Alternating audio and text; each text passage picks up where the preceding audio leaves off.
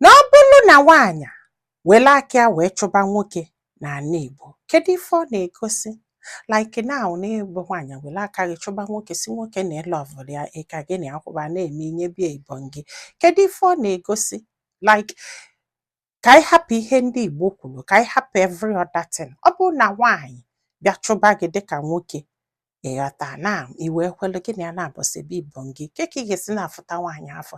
Ga na-afụta ya like na nwaanyị adowe ehe, ka ị ga na-afụta ya like ashana ehe, ka ị ga na-afụta ya na ọ fụrụ ihe dị ya mma bịaba.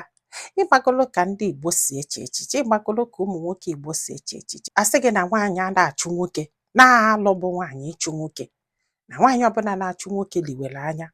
N'uche gị na nkụwa si wee kpughe anya, eziokwu ka ọ bụ asị?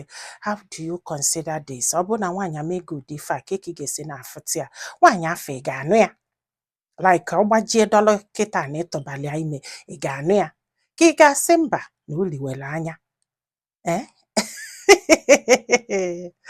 Chee nwanka, gwa anyị ife ilo na comment section, maka na ọ ga-enyere this guy aka iji ma ife ọ ga-eme. Ndị be anyị, daalụnụ, ka ọ dị n'ụbọchị ọzọ.